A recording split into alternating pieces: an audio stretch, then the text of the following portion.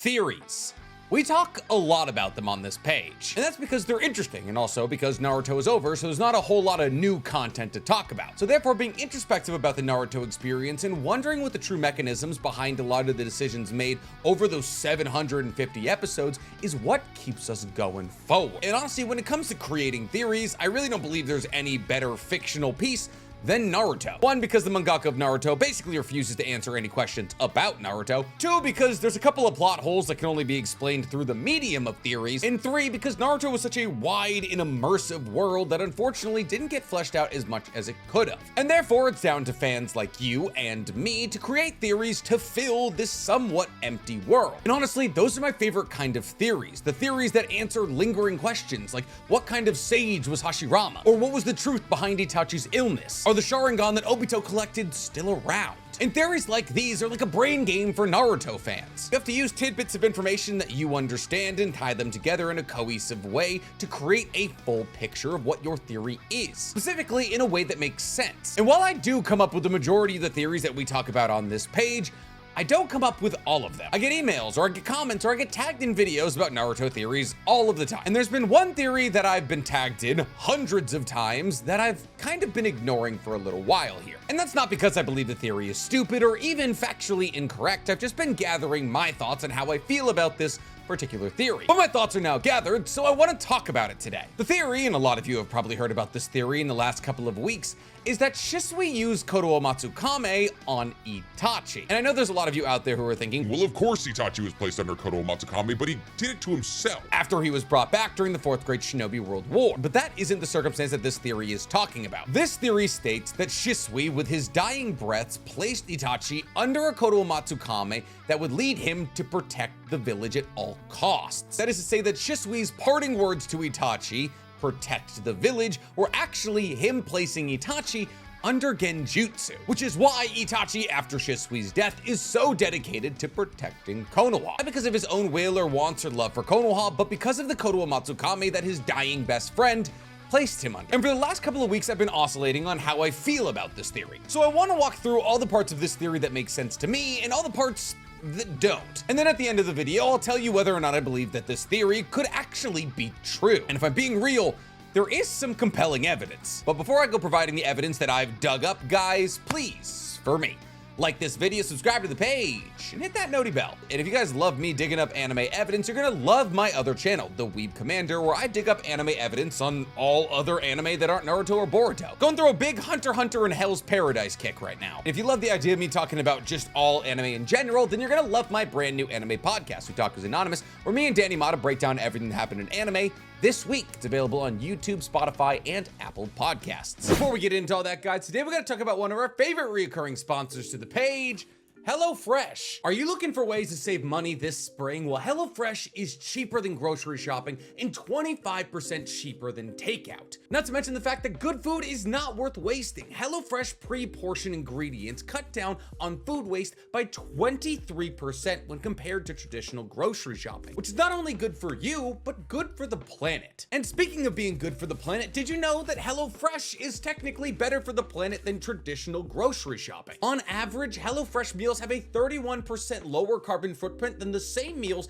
made from ingredients from the grocery store. And if you're worried you don't have the expertise to cook yourself dinner every single night, trust me, HelloFresh meals are not only delicious, but incredibly simple to cook. With pre-portioned ingredients and step-by-step instruction, cooking a HelloFresh meal is as simple as it gets. Not to mention that HelloFresh offers a myriad of quick, healthy, and easy to cook dinners. I actually started HelloFresh when I was in college, and when I started, I was 205 pounds. With the help of the macro tracking and the calorie counting that HelloFresh allowed me to do, I lost over 50 pounds. Not to mention, over the course of these last 5 years I've been cooking with HelloFresh, it has made me into a significantly better cook. Somebody who's not only competent in the kitchen, but somebody who loves to cook for others. Let me show you how good of a cook HelloFresh has made me. You see, when I first started HelloFresh, one of the meals that I was cooking required cutting up a potato and putting it on a baking tray to make French fries, but baked French fries, the healthier version. So I probably spent about an hour slowly but surely cutting cutting a potato directly into squares, because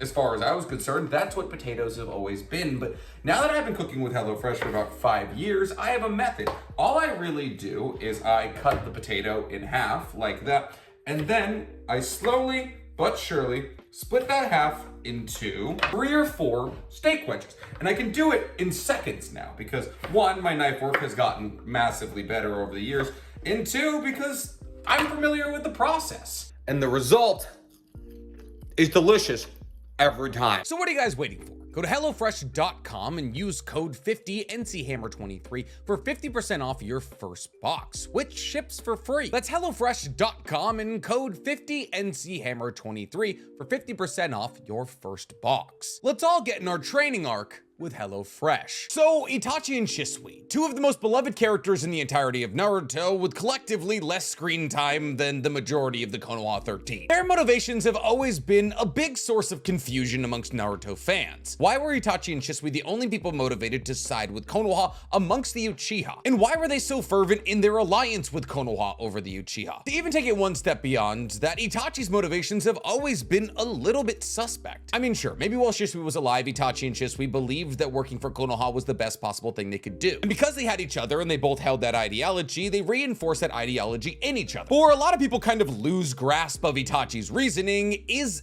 after Shisui's death. See, Shisui wanted to use his Kotoamatsukami on Fugaku in order to brainwash Fugaku into breaking down the Uchiha coup. Because Shisui believed that if the leader of the Uchiha broke down against the coup, that the rest of the Uchiha would follow. However, upon telling Danzo that this was his plan, Danzo decided that this plan wouldn't work and tried to kill Shisui. And Danzo actually technically succeeds in killing Shisui, poisoning him with Yoji Abarame's bugs. Now, when it comes to this individual moment, Danzo is actually kind of in the right. Using Kotoamatsukami against Fugaku wouldn't have stopped the Uchiha coup. There was generations of hatred towards Konoha that had been boiling in the Uchihas for decades. Fugaku coming out against the coup might have quelled the anger for a little bit, maybe while he was still ruling as leader of the Uchiha, but that was really the best case scenario, because the second Fugaku was gone, what are we going to keep brainwashing the leaders of the Uchiha? And what really probably would have happened is if Fugaku came out against the coup, he probably would have just been replaced as leader. As if you've read the Itachi light novels, you'll understand that Fugaku actually really never even loved the idea of the coup that much to begin with. It was the Uchiha around Fugaku that made him the leader and the figurehead of the ideology of the coup, making Fugaku, in a sense, the scapegoat of the Uchiha. And Itachi knows about this, because on the night of the massacre, Itachi tries to kill the majority of the Uchiha painlessly. However, those that were instrumental in pushing Fugaku into being the leader of the coup, Itachi killed slowly. Whether or not Shisui's idea of using Kotoamatsukami was structurally or logically sound doesn't really have anything to do with this theory. You see, Shisui and Itachi were young, which is why they believed that this plan of action would work. The idea that, oh, if we place the leader under Genjutsu, everything will be fixed, is a very childlike idea for stopping a coup. But they were children, and therefore the optimism that they were able to glean from this idea, which they thought would cure everything, is what allowed them to stay on Konoha's side. But Danzo, who was basically the representation of Konoha to them, as he was their liaison to the leadership of Konoha, and the person they relayed all of the information that they gleaned while spying on the Uchiha to, actively moved against their idea of trying to stop the Uchiha coup, going so far as to try and steal Shisui's eyes and kill him. And Shisui tells Itachi all about this betrayal. Itachi is fully aware that Danzo is the person who has poisoned Shisui to the point of his eventual death, which tells Itachi 2 very important things. 1, Danzo just killed his best friend. 2, Konoha didn't believe in their peaceful solution. And it's at this point that most 11 or 12-year-olds would get very upset. Not only was the idea that Shisui and Itachi believed would be the cure to this growing unrest amongst the Uchiha unequivocally rejected by Konoha, Konoha took it one step further and killed the most important person on Earth to Itachi outside of his own brother. At this point, most people would assume that Itachi would either side with the Uchiha or go and try to kill Danzo. However, strangely enough, Itachi does neither of these things. Itachi, who now holds on to one of the Kotoamatsukami of Shisui, doesn't even try to live out their idea, as Itachi could have technically used Kotoamatsukami against Fugaku still. And while obviously Danzo was the wielder of the other half of the Kotoamatsukami, and therefore he could have also used it on Fugaku to rewrite the brainwashing Itachi did, this was still absolutely an option that was open to Itachi. But Itachi didn't do any of these 3 things. Instead, Itachi simply continued on. He continued working as a spy on the Uchiha for the man who poisoned, killed, and stole the eye from his best friend. Now, not only is Itachi working with the man who killed his best friend, but he's also supporting the entity that that man represents, Konoha. And this confuses a lot of people. And because this confuses a lot of people try different ways to rationalize what happened here, which ultimately led to the creation of this here theory. So let's dive into the meat of this theory. What does it really say? See, we understand that after Shisui plucks out his remaining eye and gives it to Itachi, he says,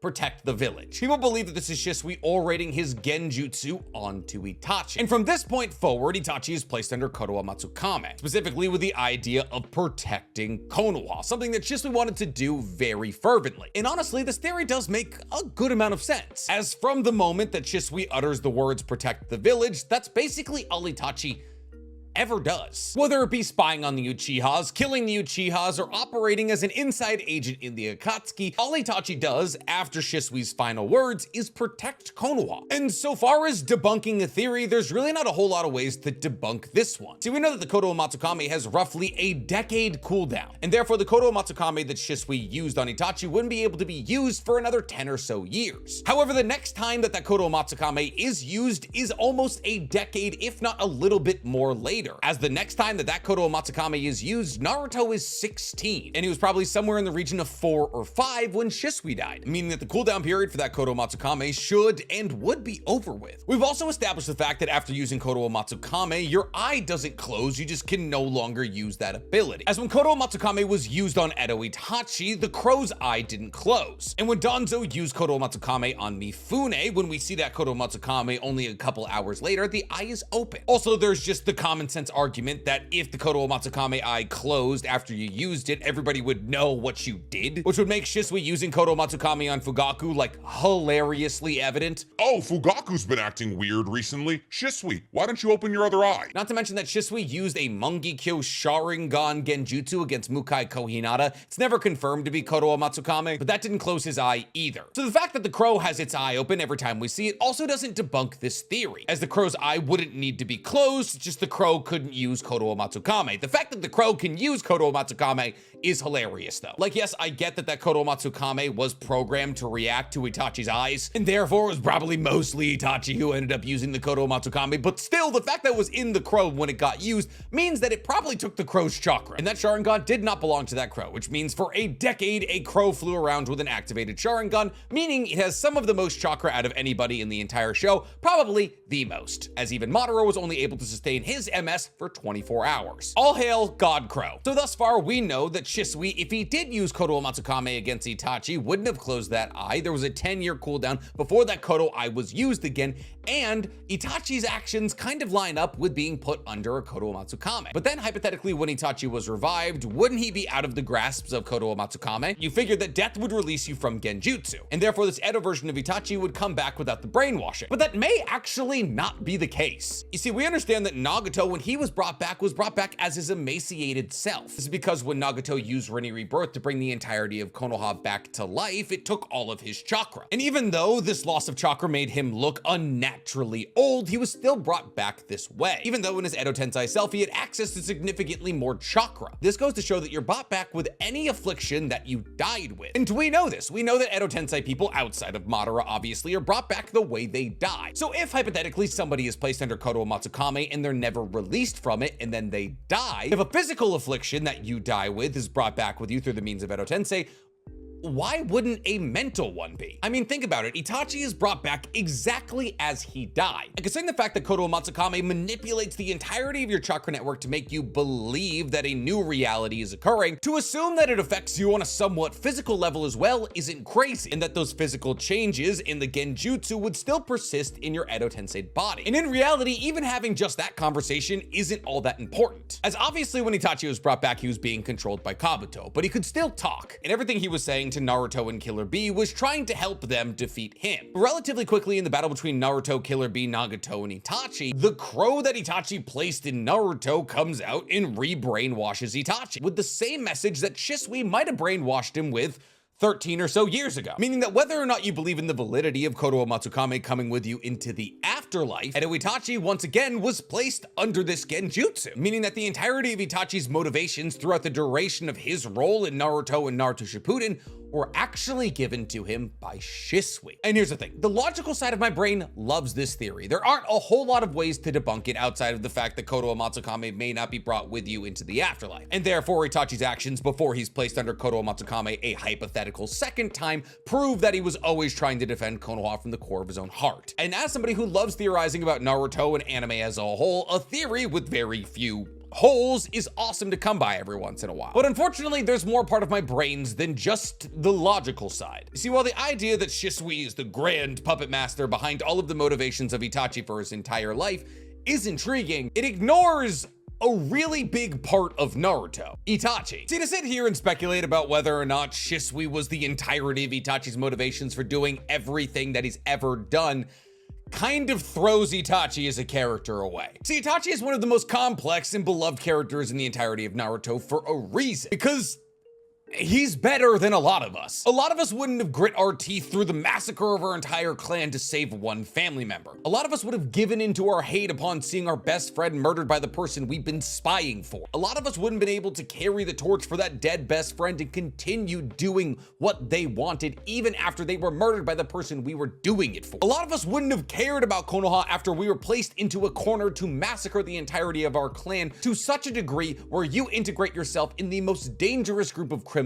in order to continue protecting Konoha. Let's be real, a lot of us would have killed Danzo. But Itachi didn't do what a lot of us would do, and that's why we love him. See, Itachi is and always was a pacifist. He was brought onto the battlefield of the Third Great Shinobi World War by his father Fugaku when he was 4 years old. He saw firsthand the horrors of war, and it changed him forever, especially when he was trying to offer aid to an injured enemy ninja who tried to take his life. Itachi realized at the age of 4 that peace between nations that have been warring for decades is damn near impossible, and that the only way that one could truly achieve peace between all of these nations is overwhelming power. And thus, for a large part of Itachi's life, his singular motivation in getting stronger was to get strong enough to a point where he was the strongest person on Earth, so nobody could go to war ever again. See, Itachi believed that if he achieved a precipice of strength that nobody could deny or try and fight against, that no war would be waged for the sheer fact that if it was,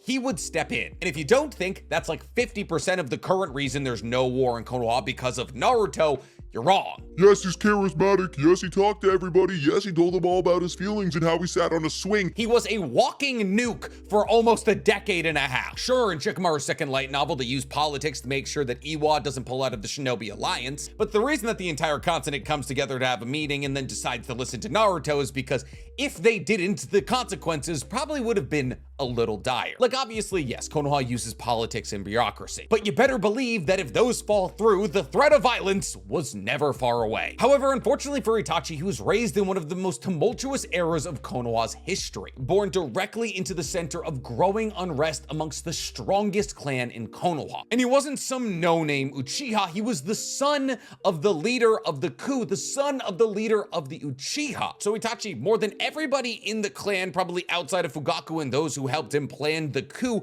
knew exactly what it was gonna look like. And considering the fact that Itachi is one of the smartest 13-year-olds in the history of Naruto, second only to Minato, Itachi knew that a coup meant war, and Itachi had seen war. But now it wasn't gonna be a war between Iwa and Konoha where people who never met would battle against each other. This would be citizens from the same village, neighbors essentially, slaughtering each other. The Uchiha moving in the dark of the night to basically launch the Uchiha massacre on Konoha. Whether the Uchiha won or lost didn't matter to Itachi. What mattered to Itachi was the sheer amount of lives that would be lost. Period. Think about it. Hypothetically, if the Uchiha coup was launched, if the Uchihas lost, every single Uchiha clan member would die, probably including Sasuke. In that capacity, Danzo was not incorrect. But if the Uchihas won, a massive portion of not only the Uchiha clan, but also Konoha would have died, resulting in a significant amount more of casualties than just the Uchiha massacre. Not to mention, if hypothetically the Uchiha coup was launched, Konoha as a whole would be weakened. And considering the fact that at any any moment, all of the other 4 ninja villages probably have spies within Konoha, and Konoha has spies within their villages. The information of Konoha's civil war would get back to every other major village. Mind you, every other major village that just lost the war to Konoha in the Third Great Shinobi World War. And Konoha holds on to more fertile lands than any other nation. The Uchiha-ku victory or loss would have resulted in the Fourth Great Shinobi World War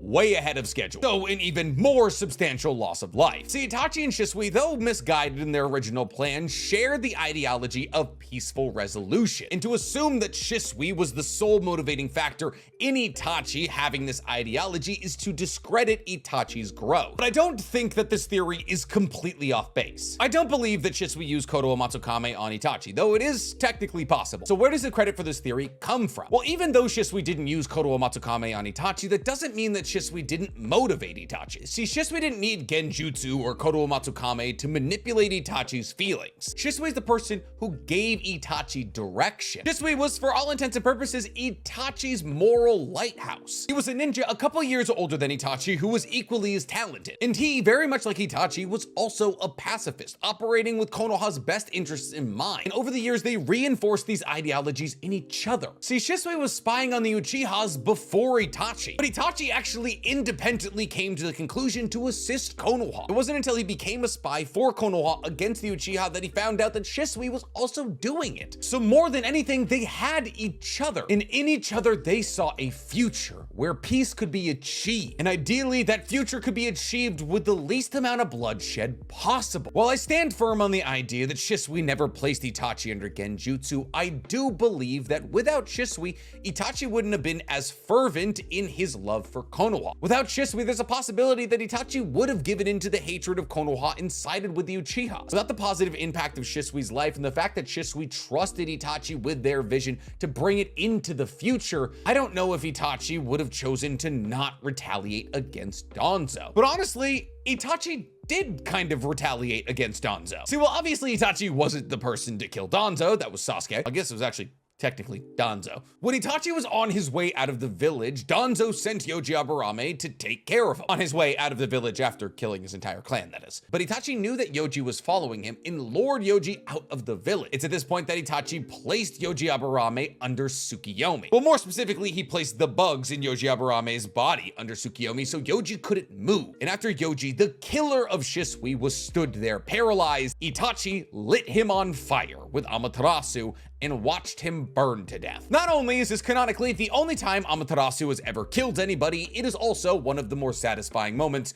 in Naruto as a whole. But to kill Yoji Aburame is to move against Konoha. He was a Konoha shinobi, which proves to me that Itachi did have his own free will. He did strike back against Danzo. Well, in the grand scheme of things, he was one of Danzo's pawns that Danzo manipulated into pulling off the Uchiha massacre, stopping the Uchiha coup, and also giving Danzo a bunch of shiny red eyes to jam into his arm. Itachi, while an operator for Konoha, wasn't always the most faithful, as one would assume he would be if he was placed under Kotoamatsukami with the strict guide to protect the village. See, after the Uchiha massacre, Itachi dresses up as one of the members of the Root. While Danzo is going through the Uchiha compound, plucking Sharingans, Itachi makes himself seen and tells Danzo if he ever lays a hand on Sasuke, he will murder him, which he absolutely would have done, mind you. See, after Hiruzen's death in the Konoha Crush arc, the reason that Kisame and Itachi pull up is to remind Danzo that Itachi is still alive and still watching him. He wanted Danzo to understand that even now that Hiruzen was gone, the person who made the deal with Itachi, that if Danzo ever stepped out of line, Itachi could get into the middle of Konoha whenever he wanted. And if Danzo's battle against Sasuke proves anything, Danzo didn't want that smoke. So at the end of the day, while this isn't a terrible theory, sometimes logic has to lose to emotion and storytelling. Just because you may not be able to disprove something doesn't necessarily make it true. Sometimes you have to take the human element into consideration. Because Itachi didn't need Genjutsu to believe in a future where peace could be achieved. He just needed his own love for human life. And genuinely, that's the beauty of his character. And even in the face of some of the most difficult circumstances handed down to anybody in fictional